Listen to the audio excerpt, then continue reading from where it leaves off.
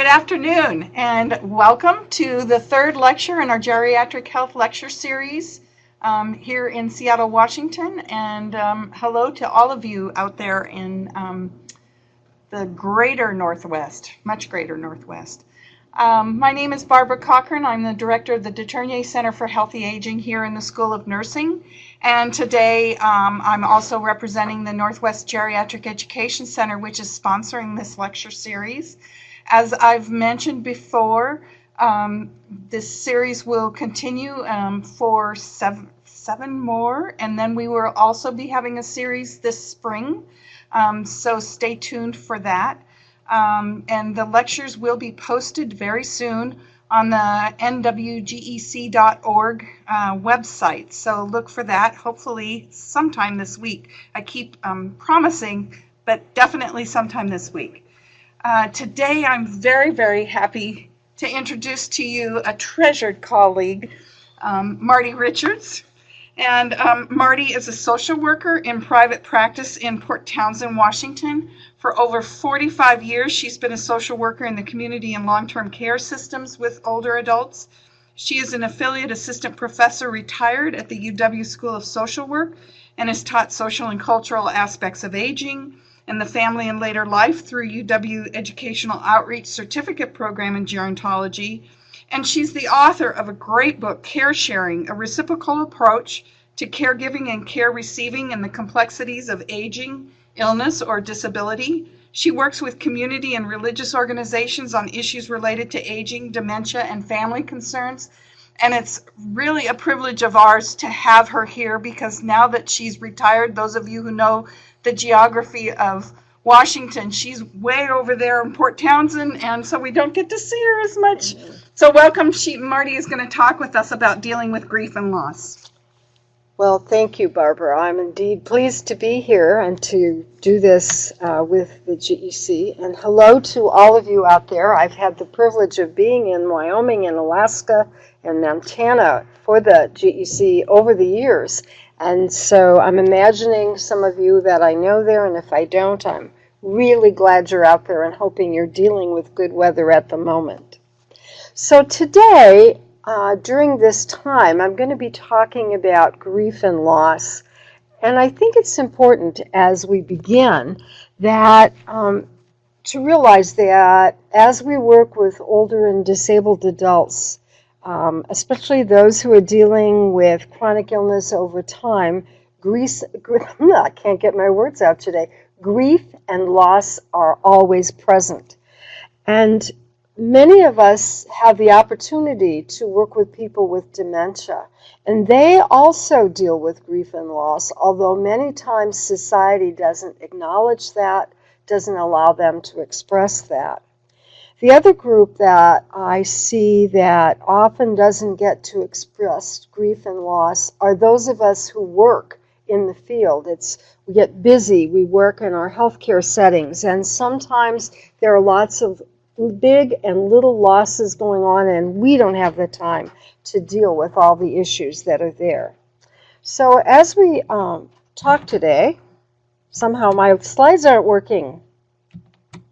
Well, I think most of you have handouts, so until I can get, it was working a minute ago. Let me try here.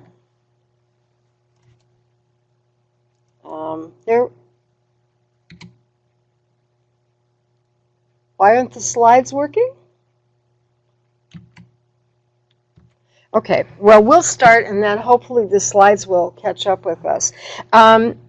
The goals for today are that we explore normal and complicated grief, that we identify what I call disenfranchised grief, which often doesn't get talked about, and its effects for older adults and the people who care for and about them, and to learn ways to assist persons to deal with grief and loss in our particular roles in healthcare, in the community as we encounter them. I don't know why this is not working here, but we'll figure that out in a minute. It is true that older adults and disabled adults face myriad transitions. It won't switch. Here's our tech person. Thank you. All right. Thank you. Okay. There we go. Goals. Older and disabled persons face myriad transitions. So what may happen is they may have a particular problem like a stroke, but along with that stroke goes loss of ability to move, maybe loss of ability to speak. So everything, maybe they lose a partner, and some are losing the partner, but it's loss of a person in the to have dinner with, loss of a socialization. But transitions are normative. As we get older, we find that we face more and more of those. And at almost 69 this year, I'm realizing that when I got my Christmas card list this year, there were cards from two people saying that two of my friends had died. Another friend died over Christmas. These transitions of death are happening more and more as I get older and older. So my ability to make new friends, find new friends my age is getting less and less. This is common for many of us, even at those of us who are healthy and in the community. And along with transitions around retirement, around ill health, around moving, etc., is the grief that goes along with that. And it's very, very common. So transitions can be large or small. I recently retired from the university. That was a pretty big transition for me. Some of the small transitions are I'm not in the role of commuter anymore. Well, that's big and small. But it doesn't affect me in the same way as my identity as teacher or professor, whatever.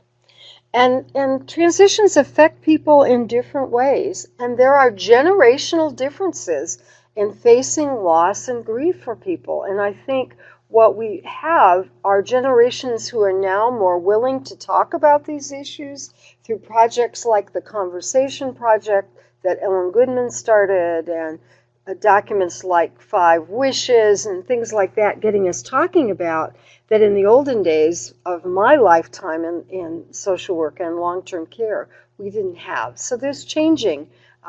There's conversation cafes around death as well, even some that happen in this community here in Seattle.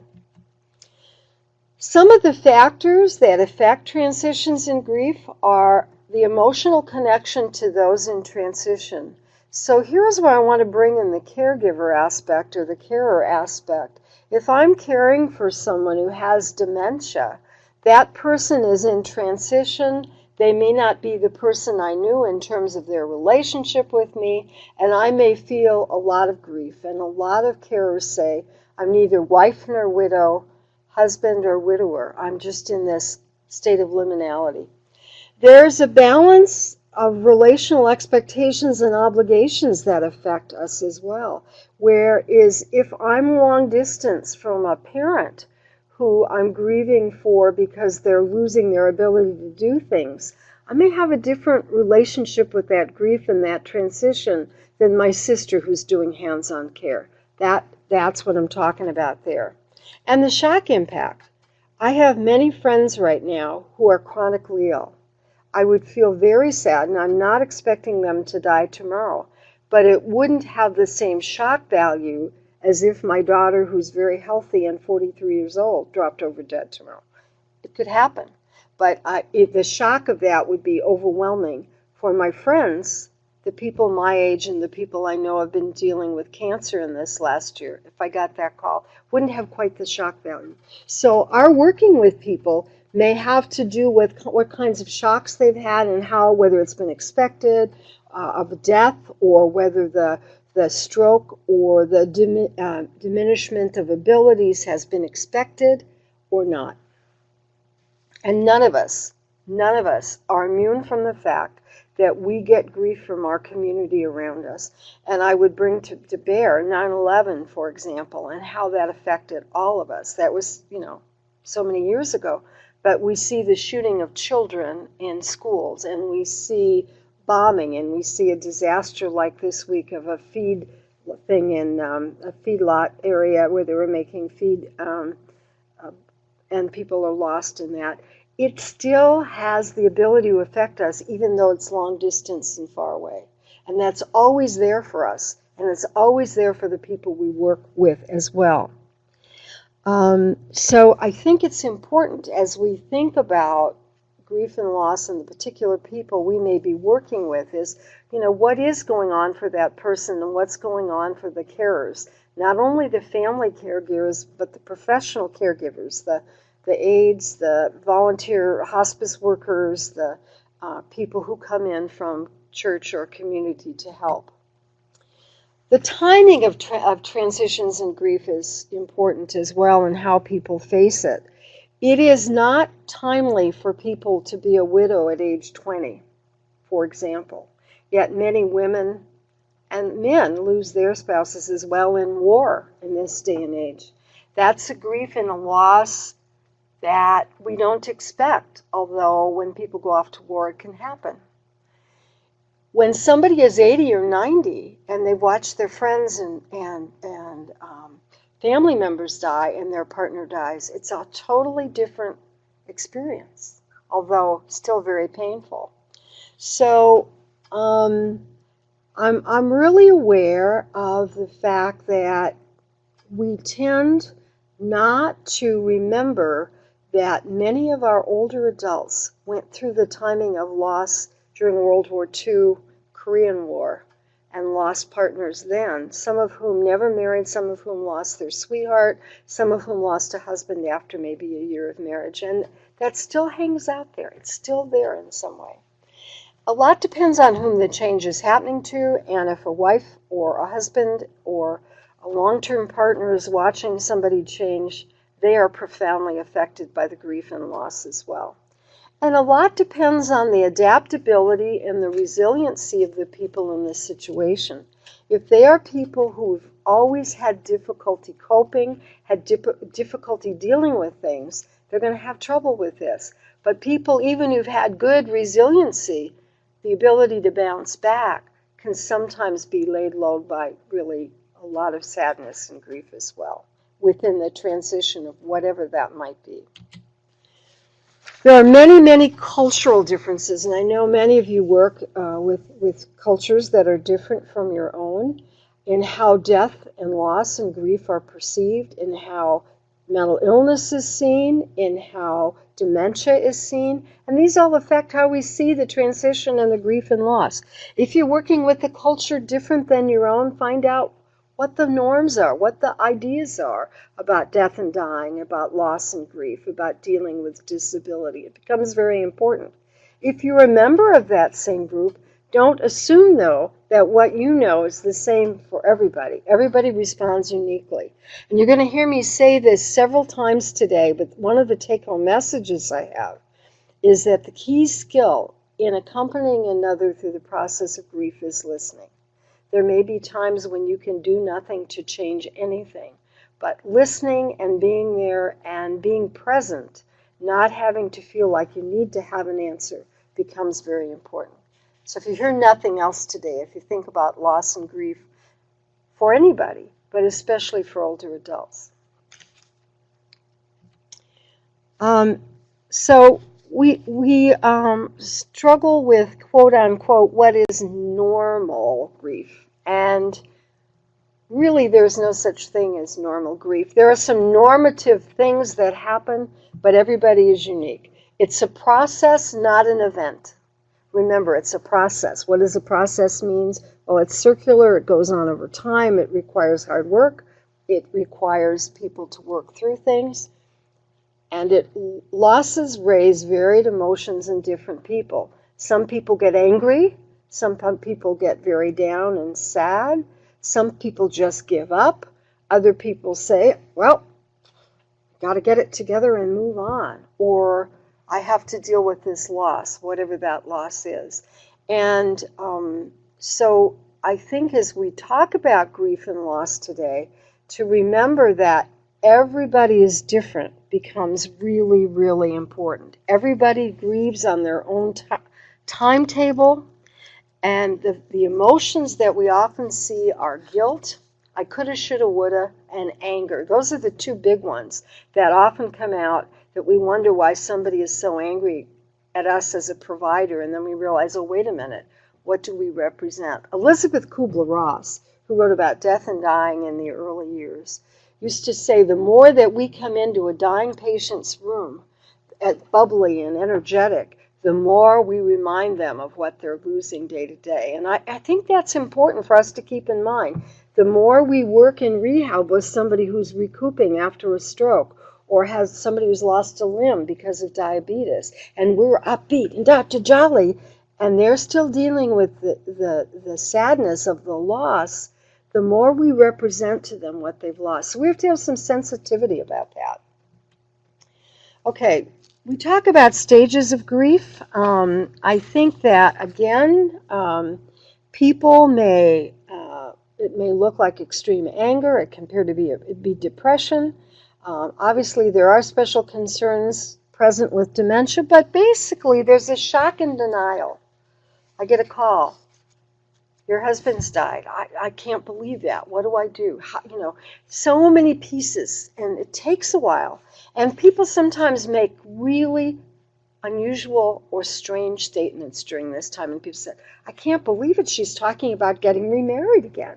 Her husband just died. And remember, shock does strange things to people. But that's very common, especially with an unexpected loss. Okay. Then there's an emerging awareness and intense emotions about what's happened. Okay, my husband isn't here anymore. My sister is gone. I'm the last leaf on the tree. I'm feeling sad about that. For some of us who are older, who've lost all of our parents, we face orphanhood. Sounds strange, but it's very true. When my mom died, I thought, and then my great aunt died at 103, and I thought, this is the end of the generation. I'm now really on my own as the older generation. So again, people come to emotions, and they come to then a sense of re-engagement, of re-looking at the world, of reliving in their new world as a person without a partner, as a person maybe who never paid the bills, who is now a bill payer, as a person who used to always depend on their husband to drive, having to make new arrangements for transportation. It comes down to that sometimes. Even how do you write a check? Most people know how. Well, who even writes checks anymore, I suppose? I still write checks. But, there are people who never took care of the household finances. You have to learn that. I guess we do it all now by debit card, so that the internet can take our numbers and go off with them. Okay. What's true about dealing with older adults and people who struggle with chronic illness is they often struggle with grief overload, and this is the hardest thing to deal with. This is when several losses occur at the same time or in rapid succession. And you have a stroke. You go to the hospital for rehab. The rehab says, we have such a deal for you. You're going to the nursing home. While you're in the nursing home, it becomes clear you're not going back to your home. And it's just one thing after another, after another, after another, after another. Then they put you in a room with somebody who dies the night you come in the door. Now, this is an extreme case, but it's not uncommon. This is what happens. And you can just add layer after layer after layer. As a younger person, I might have faced one of those losses, but know that I have someone who can fill in the blanks. As I get older, my network and my social support group may not be around me the same way because they're getting ill and dying at the same rate at the same time. Grief can be happening to those around a person, as I mentioned. They can be big or small. Some are very obvious, some are more subtle. For example, what I know it with dementia care, and this is so hard. Yes, there is the person who's changing, but it's the little things that people lost. The intimacy, the understanding each other, the person who used to love to go out to meals and now they have to be cued through a meal, and socially it just changes for people. And that isn't as obvious as the change in mentation that we see with other people and other losses. Losses are most often not replaceable. Yes, somebody who's had lost a leg may get a prosthesis, but it's not the same. Somebody who learns to walk again after a stroke has to use a walker. It's not the same. It's something to remember that the loss is lost. I may get a new partner in my life, and a lot of people do, and that's nice and it's lovely, but it's not the person they had before. I think we have to be realistic about that, and sometimes I think society tends to brush that off. Their relationship, their ability to maneuver the world around them is different. There's something called anniversary reactions that I think often doesn't get acknowledged in grief and loss. And by this I mean anniversaries of the day of a loss. Somebody died today. Or how about today is the 21st. It would have been my parents' 69th anniversary yesterday. Okay. After my dad died, my mom would get real grumpy on the 20th of January. I have to think, why is she being grumpy? Well, she was being grumpy because she was having an anniversary reaction. And if I had forgotten that, or I didn't take that into account, sometimes we'd get into angry exchanges, and then I'd say, oh, it was your anniversary now. I may have forgotten, but she sure hasn't. I mean, she was married 40-some years before my father died. So there's that connection. The anniversary of when I lost my limb, when I had the accident in Vietnam that caused me to lose my arm or to get all the shrapnel in my leg. Working with Vietnam vets in my family and professionally, they know when they were shot down. They know what day it was. They have anniversary reactions. What happens to me as a mental health professional sometimes is I'll get a call and they'll say, well, Lindsay's really upset today. She's crying. She must be depressed. And I go in and I talk with Lindsay and I say, Lindsay, how are you? You know, my husband died 50 years ago today. It really still hurts. And the person's grieving just as intensely as they did at the time. And so something very strange just came up. Be aware of the anniversary reactions. The other thing is that holiday times are particularly difficult for anniversary reactions because there's all kinds of cues in the environment, and even people with dementia pick up the cues.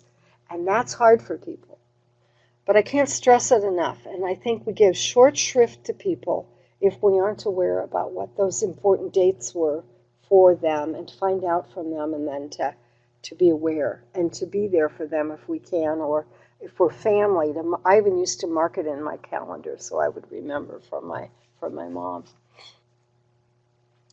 The other thing that I see is others around a person may think they're taking too long to grieve. Just get on with it. And in our society, we still don't allow the people the time that they need. And again, this is a process, it's not an event. But sometimes we treat it as an event.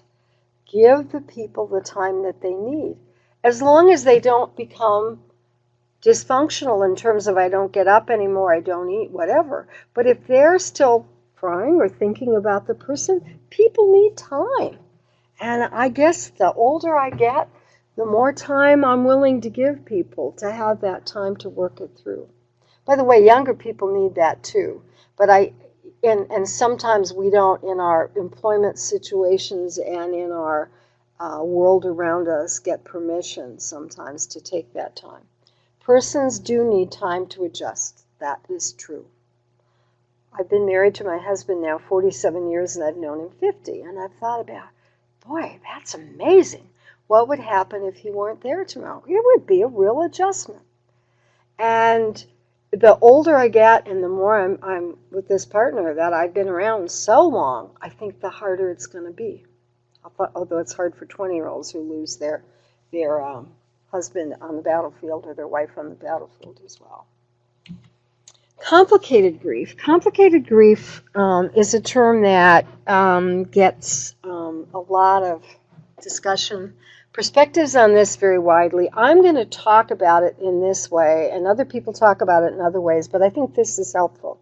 The persistence of symptoms or separation distress that go on and go on, and really have a person struggling beyond just I'm sad or I'm down, where it goes on for a long time, where it goes on and people are immobilized, where people can't get on with eating and the activities of daily living.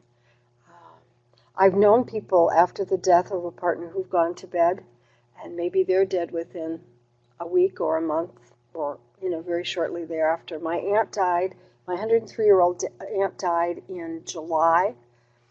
In December, my other aunt, who she helped take care of over time, put her head down and said, I'm done. And she really, I think, died of a broken heart because my other aunt had died first. They were so close all the years that my aunt had taken care of her. So we see this. And during that time, between the time my aunt died and when the 103-year-old died and the 89-year-old died, she really gave up. And she really was saying, why am I around? Tony's gone. Tony's gone. And I hear that. There are also complications when people are feeling devastated or totally traumatized by an event or death. And I work some with people who are survivors of the Holocaust, people who have been interred in the Japanese internment camps in this country, people who have come from Eastern European countries and have watched their parents die during occupation, etc. And these feelings of devastation or traumatization don't go away simply because they move here or they've gotten older. They may not have talked about it, it may not affect their day-to-day living, but it certainly affects who they are and how they see the world. There also are issues with unresolved grief. How I see this coming about with people I work with is that somebody may lose a cat or a dog, for example. Now, they may be very close to that cat or dog, but they're more intensely reacting to it than might seem normal. And then you find out, well, I've lost my brothers, I've lost my mom, now my pet's gone. If it's an intense reaction that doesn't seem to fit with what's happened, you may wonder about unresolved grief. And what happens to people is they get on with it. You stiff upper lip it, you go back to work, you don't talk about it. And there's some reasons for that. And I see this a lot with older adults who've seen a lot of loss and grief in their lives. And I'll give you an example that really made this so clear for me. I worked with a woman many years ago, and we were filling out a Medicaid form.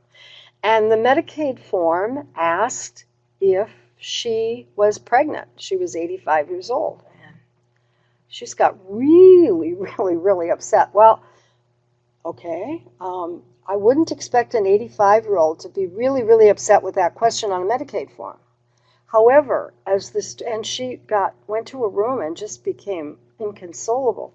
Well, as it turned out, when I talked to her, she had issues with infertility that had never been talked about. She could never have children. She never grieved the loss. And my asking a question on an assessment form about Medicaid set her off. So you always have to be aware when those kinds of things happen.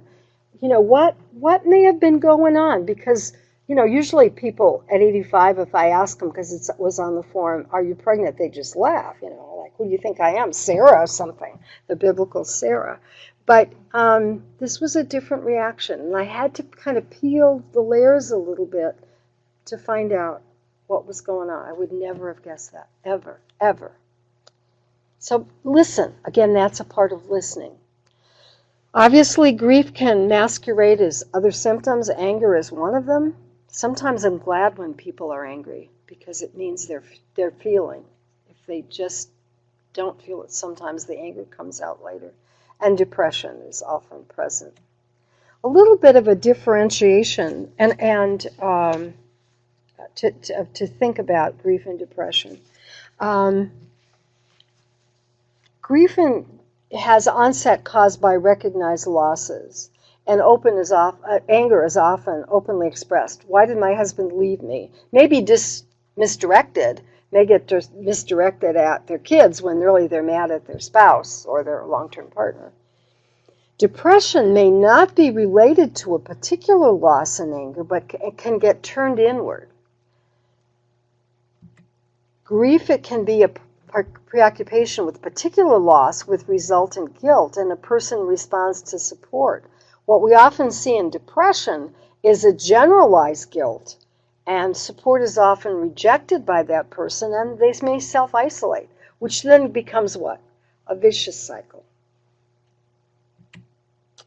Now the next two slides don't need to be there, so you can X those off because they're duplicates, which I discovered last night. So let's go to the idea of delayed reaction. This is where people have had feelings blocked with no time to process. This is the battlefield loss and grief kind of idea. Many veterans watch Saving Private Ryan and had a response. Other war movies will often do that for them. There's a real push right now to find the last of the Nazi jailers and people who were involved with the Holocaust as people are dying to get that taken care of. There's a real push right now because people had feelings blocked with no time to process that. Multiple losses occurring at the same time can just be overwhelming. Or a person may not have been given permission to grieve at the time of loss. And I want to say here that I think we as healthcare providers need to be monitoring each other about this. Those of us who work in hospice do a good job of this. We really work at that. But if we're in an acute care hospital, or we have several clients we see in the community, and we've got 5 people to see, and Mary died this morning, by what time in the day do you get to grieve Mary as a person who you've worked with over time? I think nurses tend to stuff it sometimes. I think social workers tend to stuff it. I don't know about pharmacists, but you have a little different kind of relationship, but maybe with your family. But what I see happening is you got to get on to the next. We've got 5 people to take care of today. We've got 10 home visits to make. We've got all this stuff. And I think we're getting better at it, but sometimes I think we as healthcare professionals in certain fields think we can take care of this. And what happens, Barbara, to people who do that? We burn out after a while. And I'm sure you've been there and I've been there, where we just get so busy.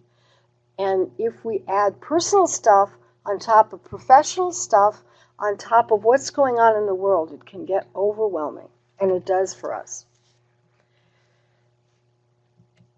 There can be exaggerated reactions where a person gets frozen in one emotion and is always angry, or grief just becomes very, very chronic, or grief negatively affects daily functioning, where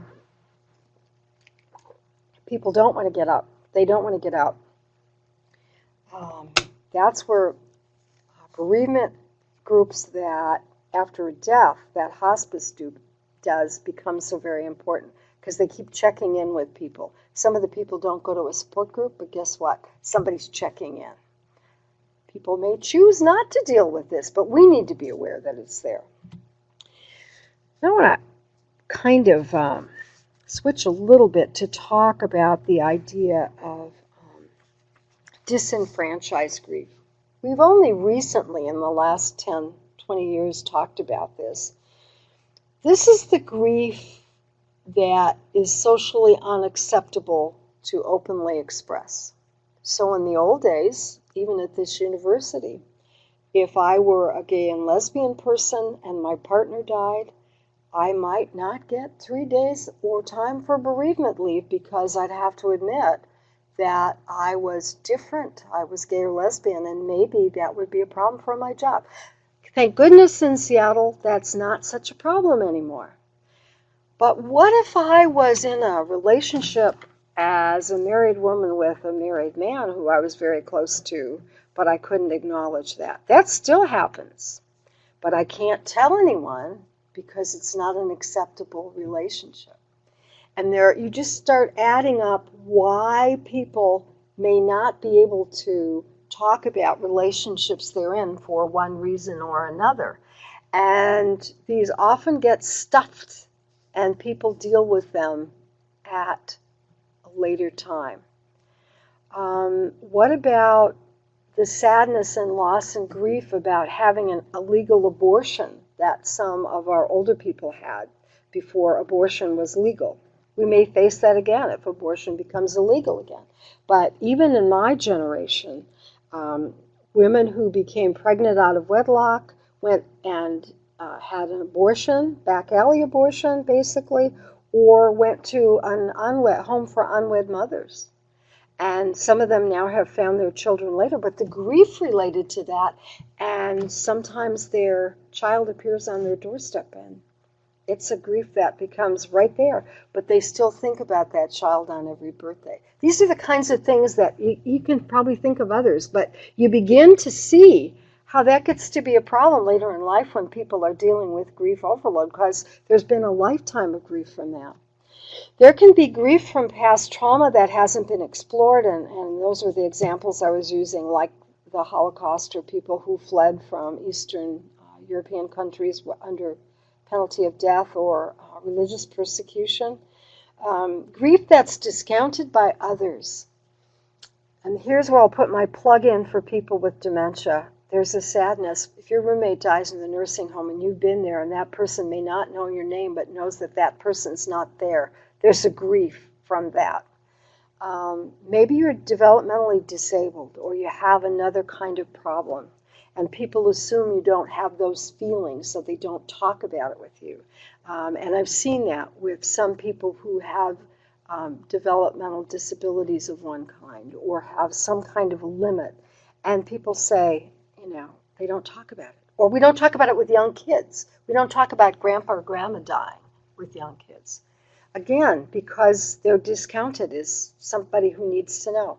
When my daughter's granddad died, at 3, she ran through the house looking for her grandpa. And yet there were others in our family who said, "Why did you bring your 3-year-old to a funeral?" Because I said she was looking for grandpa. So again, sometimes kids get discounted. Sometimes those who are differently abled than most of us get discounted.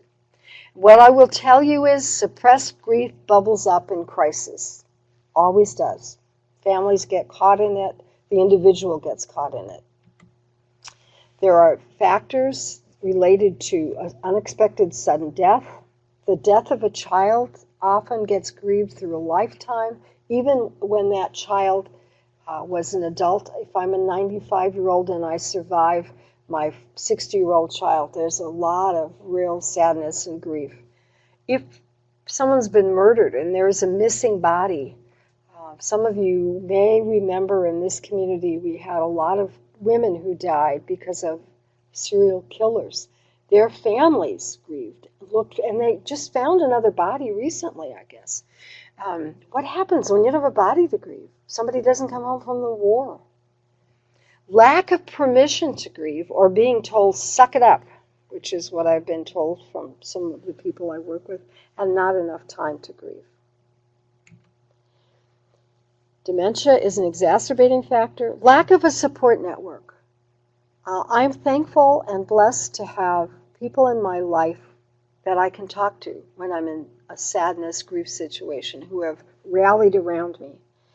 Not everybody has that. If you work with somebody who's going through a grief process and they don't have a support network from their church, their community, their friends, whatever, you may be that source of support for them, and that's a very humbling place to be.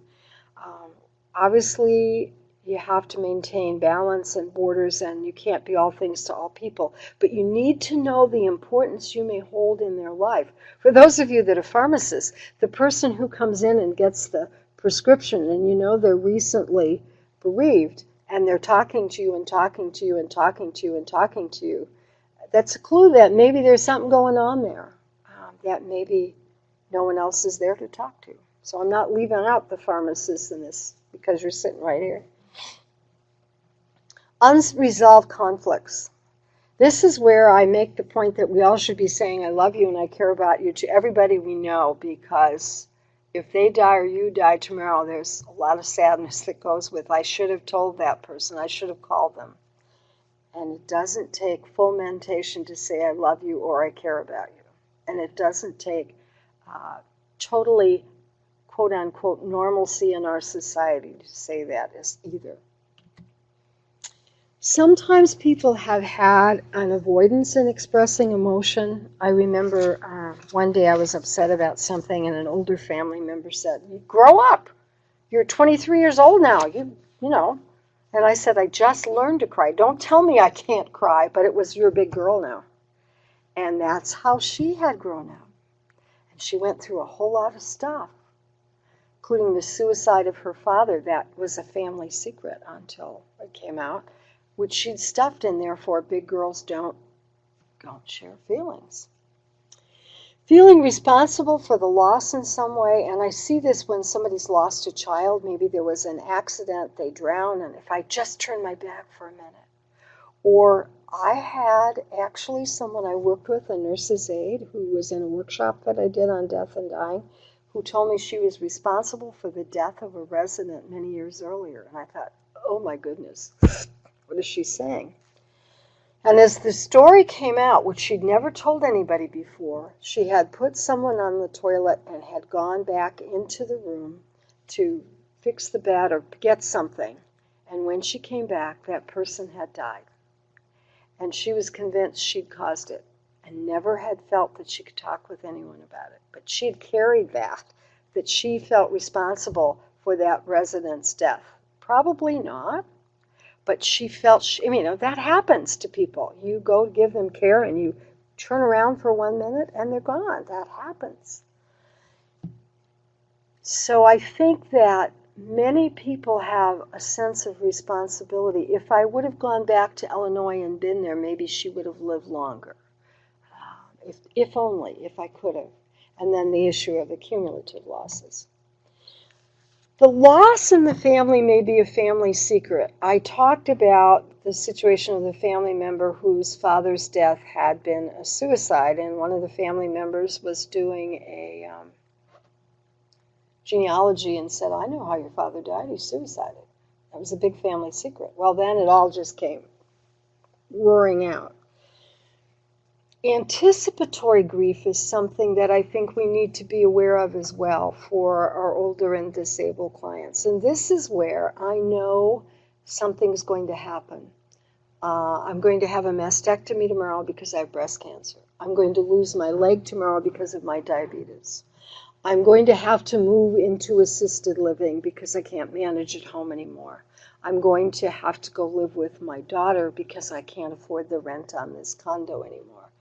So you see people doing the grief ahead of time, and we get involved in a lot of those situations with discharge planning, with helping people when we're care managers to make a reasonable plan. Yes, the best plan might be for someone to move to another place, but it's, as I said, losses are not replaceable. No matter how good a facility is, it is not home. No matter how much we try to make it like home, it is not home. Doesn't mean people don't adapt and sometimes don't even do better. But we need to be aware that there's that loss and grief. In anticipatory grief, I find people doing things like wanting to take everything with them from their 4-room house to a room that's half the size of the studio, or maybe the size of this studio.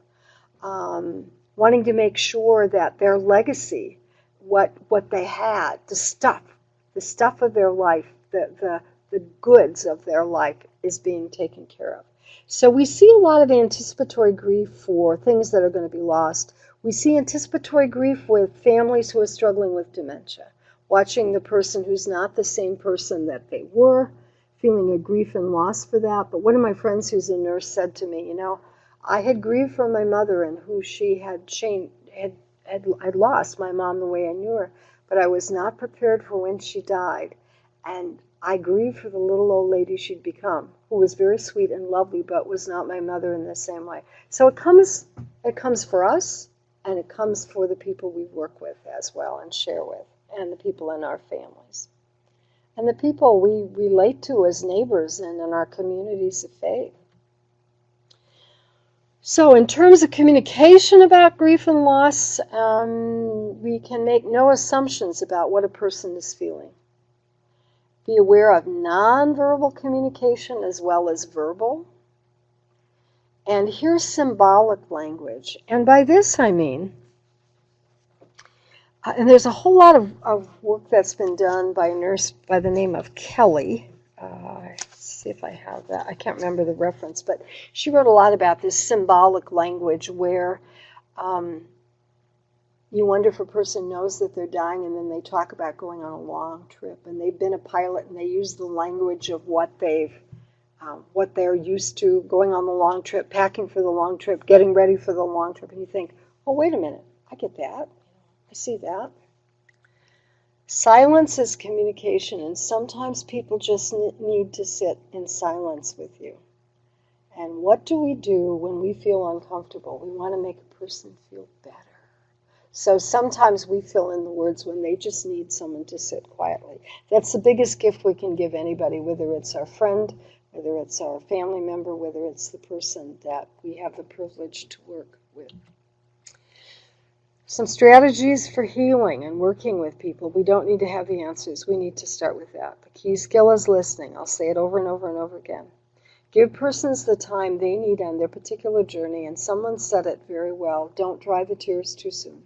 Don't offer the Kleenex box until the person's cried out. And as a social worker, I often want to offer the Kleenex box too soon.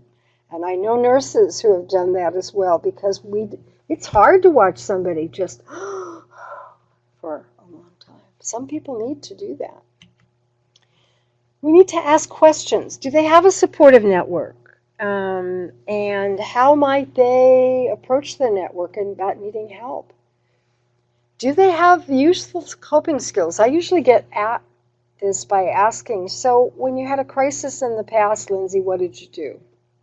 Who did you go to? Are any of those things still able for you to do now? Can a person express their feelings, or do they need us to just listen and say something like, sometimes when people feel grief, they are so overwhelmed they can't talk. Or sometimes when people feel grief, they're angry. You're not saying they are, but you just lay that out. Do they have connection to spiritual support? The older I get, the more I see my own life and the people around me coming to a close. I see that there's a lot of need for spiritual support, not just traditional clergy, although clergy need a whole lot of help understanding this, but spiritual support from the people around them. And it may not be religious, but in my own community of faith, we're working around who can we talk to about these issues, about death and dying, about what it's like to struggle with the sadness of losing their friends. One person said, I'm 89 years old. You're my family, guys. I want you to be here. Those kinds of things. And I think that we have to be aware that we can't assume that they have the support that they need. And we need to ask the question and maybe ask if we can advocate for them. But maybe they do and maybe they don't. But don't forget that aspect. Look for signs of unresolved grief.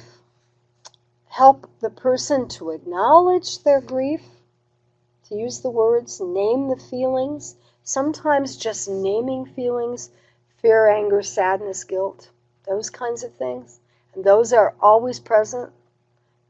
Probably the sadness is the greatest. Encourage people to speak or to be silent as they choose. Give permission. Sometimes our role is to be a permission giver. Be with persons nonverbally and with words. If I'm trying to be supportive to you and I'm looking at the ceiling and I'm watching my watch and I'm concerned about what's going on in the hallway, what's the person understanding? I don't have much time for this, so I better make it short. Versus, okay, maybe all that stuff's still there, but for this 5 minutes I get with you, I'm really going to be there. Very important for any interaction with people across the lifespan. But especially as people grow older, struggle with hearing loss, struggle with vision loss, and struggle with more and more and more grief. Support people in their pain. Don't protect them from their sadness. We aren't protecting anybody but ourselves. And I'm sorry to be so harsh about that, but I think that's true a lot of times. Sometimes family members that we work with need to understand that as well, because they're busy worrying about mom or dad, especially if it's two long-term partners. And the kids will come in and they'll swoop in to try to protect the person that's left. Identify the normalcy of feelings in dealing with losses, especially the anger. It is normal to be angry when you're grieving. It is normal to feel sadness. It's normal to feel fearful and out of control. That's normal. There's a wonderful book by a physician who looked at the connection between the spiritual and the physical, a guy named Granger Westberg, who started the parish nurse movement in the church. But he always said in his book, Good Grief, that it comes bubbling up in funny ways. And you know, a good social worker that I am, when my mom was bereaved, I didn't give her the book. Somebody else gave it to her. She said, gee, I found out I was normal. I thought, oh, here I am, you know, it's my own mom, and I don't quite get that. Educate the person about loss and grief and their effects, and always be aware of your own grieving issues, because they can get in the way or they can help you be sensitive. And it always comes up in funny ways for me how I'm reminded of this. Many years ago, my father-in-law died. He died of lung cancer. I was working in a nursing home. Within the week after his death, I went to see my new patient, my new resident. We called them patients then. We call them residents now. People, mostly. He looked like my father-in-law. He had the same diagnosis and prognosis as my father-in-law. And I said to the other social worker, I can't see this person. I mean, it was like, there's my father-in-law all over again. And I hadn't expected that when I walked in the door.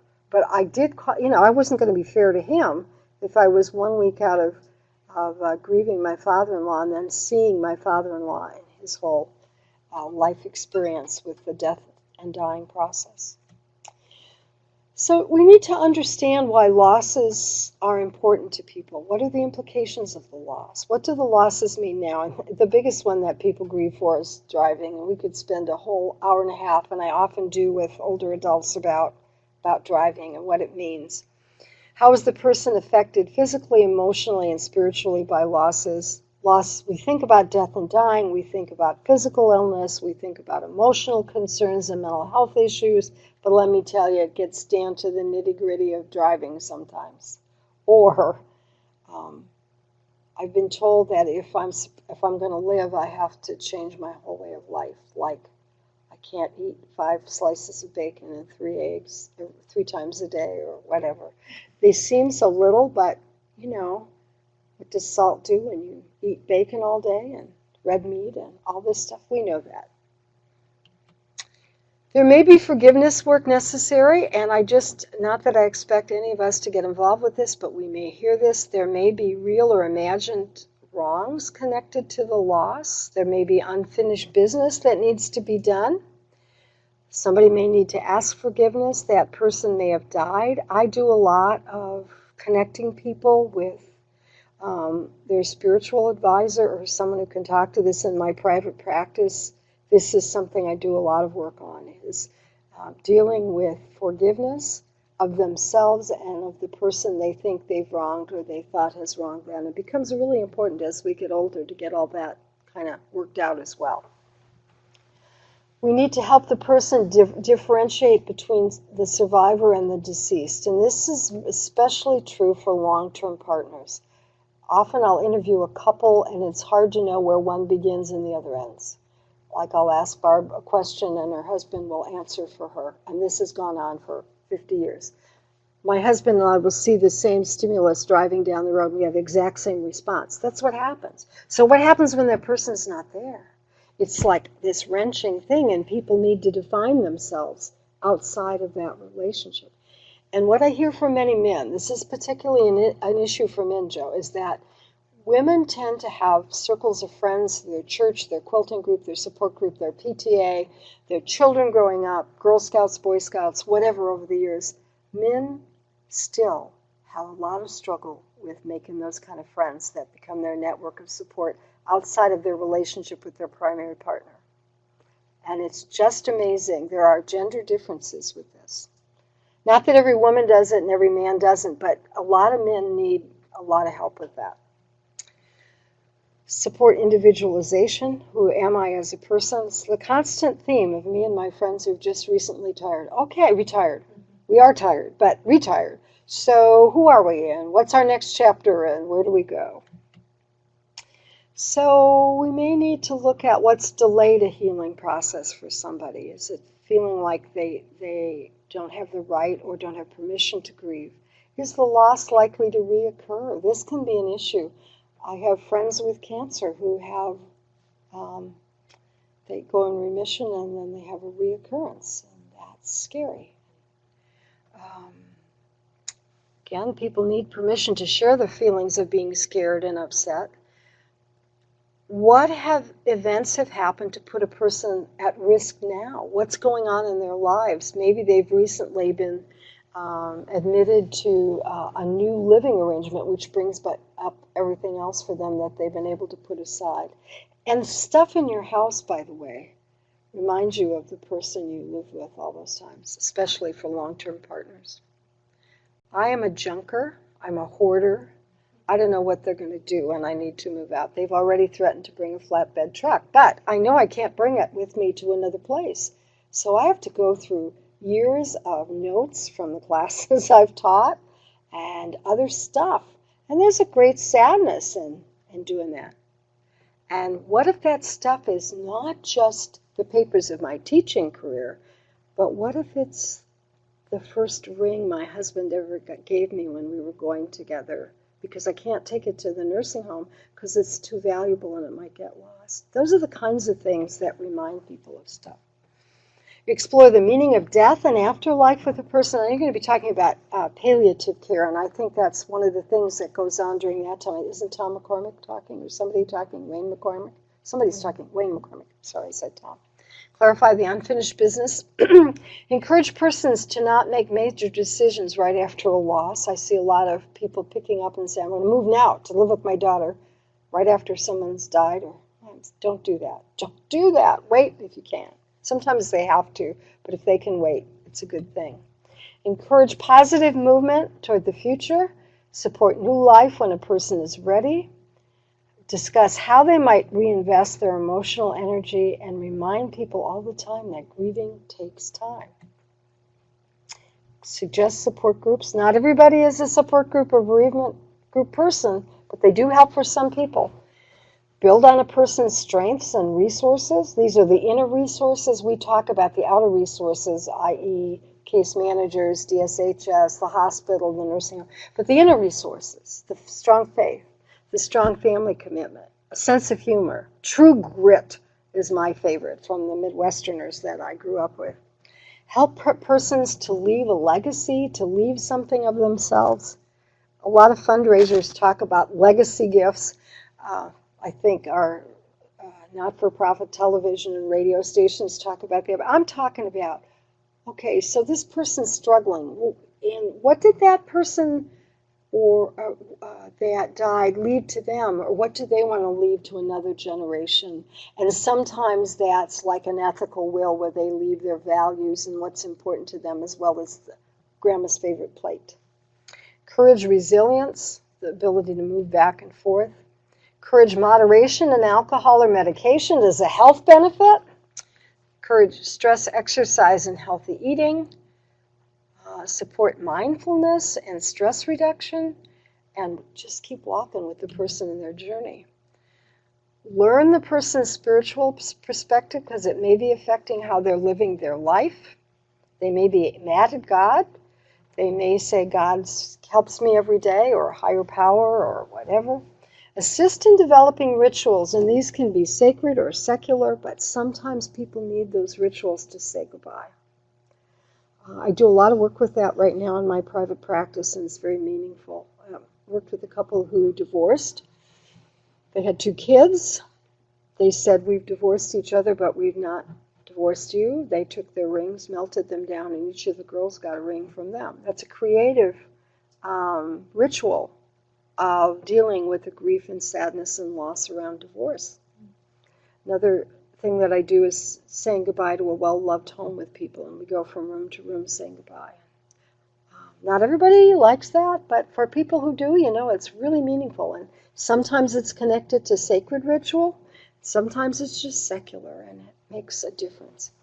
Advocate for a person if they have difficulty in advocating for themselves, but make sure it's not you advocating for yourself when you're advocating for someone else, i.e., is it okay, Barbara, if I call your daughter to see if we could arrange this rather than, oh, by the way, I called your daughter. You know what I'm saying. You do not have to have all the answers. Give the person the time they need and keep a sense of hope. And I want to close on that because I like the statement from hospice. Hope changes. It's what hospice has taught us a lot. So when a person is first diagnosed with an illness, they may want a cure. They may want to get better. And then they realize, and their hope is that they're going to find a cure for my cancer before I die. Well, maybe things progress and all of their time with the transplant and everything that they had didn't go so well. Then they have the hope that they'll live for their daughter's wedding or their grandson's bar mitzvah or that their son gets back from Afghanistan. Okay, so then they have hope for that. Well, then it looks like that's passed, but the cancer keeps going downhill. Maybe then their hope might be to not die alone or to die pain-free or all the things that palliative care and hospice talk about, which you're going to have more stuff on later on in this series. I like this definition that some of you heard me say before from Václav Havel. Hope is not about believing that we can change things. Hope is about believing that what we do makes a difference. And each of us, in confronting our own losses and griefs, as well as the grief and loss of the people that cross our path in our work, really the most important thing we have to remember is we do make a difference. And Ira Byock, who's written a lot about death and dying issues, has said this, and I just want to leave you with this as something to think about. The 4 things that matter most, what we should be doing in our lives so that as we face our aging, our chronic illness, our maybe the death and diminution of mental and physical abilities, I forgive you, please forgive me. Thank you for all you've been and done in my life. I love you, and goodbye. And I think these are powerful statements, very simply life values about how we should live our life as well as how we deal with the losses and griefs in our life. And I will tell you that when my father died, the day he died, a woman called to thank my father for taking a chance on her and hiring her when she was a young woman. And she said, I've been wanting to call and thank him because I've got my life straightened around and I'm really doing well. And I had to tell her my dad had died. And she said, I wished I would have called him sooner. So I think we need to be reminding the carers and the caregivers and the care receivers that we work with about saying these things as well as people are struggling with life ending and chronic illnesses that have a lot of loss and grief related to them. So, questions, thoughts? Barbara? Actually, we've already got a question. So, Evanston, Wyoming says, love this book. I often give it as a gift to those who are caring for someone or with an elderly person. Which book? I'm assuming this one? Is this? Byock's book? Mm-hmm. Or I've mentioned 3 different books, so I wonder which one. Well, it just came across, so it would be, she says 4 things. Oh, yeah, that's Byock's book. It's wonderful. It is a wonderful book. Great resource. Okay, thank you for that question. Other questions? There were some when you were talking earlier and then the chat room got wiped out. So those of you who put some questions in and they got wiped out, feel free to here's one. Can you expand on the effects of grief in persons with dementia? Yes. One of the biggest things is that people with dementia often cannot have the words to say that they're sad about losing someone, but you'll see them crying or looking sad or whatever. So one of the big differences is that you need to be able to read the nonverbal communication. Secondly, when there is a loss or grief in the family, how that's explained to the person, it has to be done very gently. I think of a woman who died in Montana, and her sister lived in our nursing home, and the family actually was trying to explain, because she still talked about her sister's death. And what they did is they made a tape of the funeral service, and they took a picture of the sister in the coffin and said, and then talked with her around this, which probably wouldn't be needed for someone who could go to the funeral or understood that. And the other thing is we have to acknowledge that loss and grief can be present and to watch for it. The first thing is being aware that it can be there. So Alaska says, do you ever see the anger of grief being acted out in aggressive ways? I'm not sure. Aggressive. Yeah, anger. I guess I can give an example. When my dad died, a year later, on the anniversary of his death, I had talked to my mom, and she had been yelling at the vacuum cleaner salesman about the lousy service he gave. And as she described it, I said, well, he didn't do anything wrong. Why were you? And then I said, oh, today's the day Daddy died, isn't it? A year ago. And then I began to realize she was really obnoxiously angry at this salesman who had done nothing to incur her ire, but she was still mad about my dad's grief. I guess that's one example, but she really was not appropriately responding to this poor salesman who was trying to work with her on a vacuum cleaner sales. Any comments on dealing with social reactions to cases when one actually feels relief at a death, such as after long debility and or pain? Well, we aren't going to change society, but there is a lot of relief for carers when their loved one dies. And it's perceived as hard-heartedness by society at times, and because other people have not walked in the shoes of the person who's been the carer, they don't get that. So I know it happens. I see this in small groups like the Community of Faith or the Friendship Group. And if I have the opportunity to gently say, give them a break. You know, we weren't there to do the hands-on bathing, toileting, changing and if someone's been an abuser, the person may not have shared that person's been an abuser over time. So the relief may be this person that has abused me, threatened me with a gun, beat me up, sexually abused me, whatever, is now not in my life anymore. That's really hard because you may know some stuff that the other person doesn't. But I think we have to educate people in society. We all have different reactions to grief. And society wants us to show grief in a certain way. I love it when I go to a funeral and I hear someone say, oh, Barbara held together so well. And I'm going, I'm nervous for Barbara. But it's the expectation on the part of everybody that hold together well. Is there much research on how grief can look like dementia as far as disorientation and difficulty with problem solving with ADLs, etc.? I think this often gets misdiagnosed. I don't know. There may be, but I don't know. I'm talking about my own experiences, but maybe you know, Barbara. But that would be very important to look at. Why would it be necessary to tell a person with dementia about a death in their family? It would be necessary if this person is constantly thinking, and I don't mean the old reality orientation approach. Please do not hear me that way, and you might have heard me that way, so I want to clarify that. I think sometimes they need to know why their husband isn't coming every day. They may feel he doesn't care anymore. And I think there are ways, I don't say, Barbara, your husband died. I think there are ways to finesse that and deal with that. Again, it's knowing the situation, and I'm not saying that everybody with dementia should know about every death, but I'm saying that if in fact You know the person, you know the relationships, you know the situation. Don't say, well, the person doesn't know because they have dementia. That was my point. Does that make sense, or am I talking around myself? Yeah.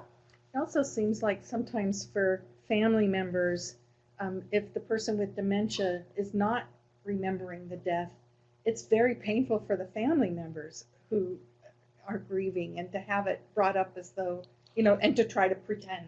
Yeah, and what I do is I usually take a validation approach. You're thinking about John today. Why, what's reminding you about John today, if I know John was your husband? And what did you like to do together? And try to move on from that. But I guess my point is, to assume that somebody with dementia doesn't feel grief is not true. I have experienced residents in care facilities who suffer grief when a resident dies. It's difficult to handle due to HIPAA issues. Any thoughts? Yes, it is. HIPAA has really done a lot of good things for us in terms of protection of people. This is not one of those places. Barbara, how about you? You deal with HIPAA more than I do right now. It's a tough one because they know someone's not there. And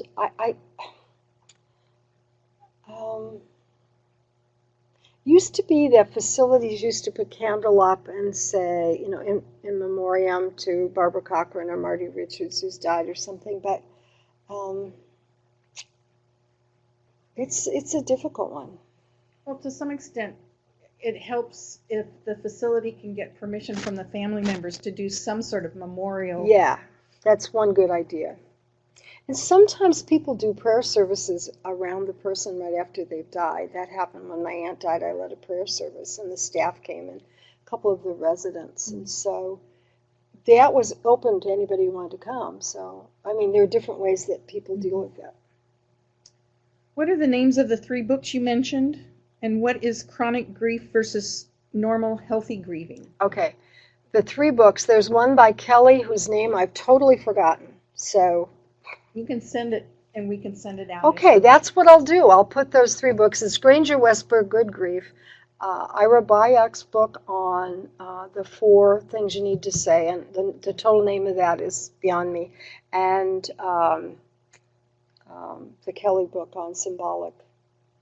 And you just will have to remind me, Barbara, to do that. Right. And what is chronic grief versus normal grief? Chronic grief is when the ADLs are affected and the person kind of gives up normal living versus a person who's aware that they're grieving, that they accept and deal with their sadness, that they are actively talking about it. But chronic grief tends to be when it's just low level there all the time and the person is not able to function in the way that they normally would. Okay. Looks like Island Hospital is, okay. Thank you and goodbye for now. Thank you, Missoula. Any questions from you folks? Okay. Joe, did you have something? Multiple attendees are saying thank you. Oh, okay. Thank you all for your questions. And I will get those 3 books to Barbara, the names and the references, so you can have that. Oh, here. What is the difference between chronic grief and depression? And that's very difficult sometimes to assess. And those were some of the slides that I had about that showed some of the differences. But you really need to look carefully at what's going on, what the person's history is, what the chronic grief might have been, etc. I know that's not a good answer, but yes, it can look like depression. Chronic grief can look like depression. People can be very depressed within chronic grief. It's very much tied together. Okay. Anything else? I think we'll say thank you. Okay. Thank you so much, Marty. Thank you. And thank you, Joe and Lindsay.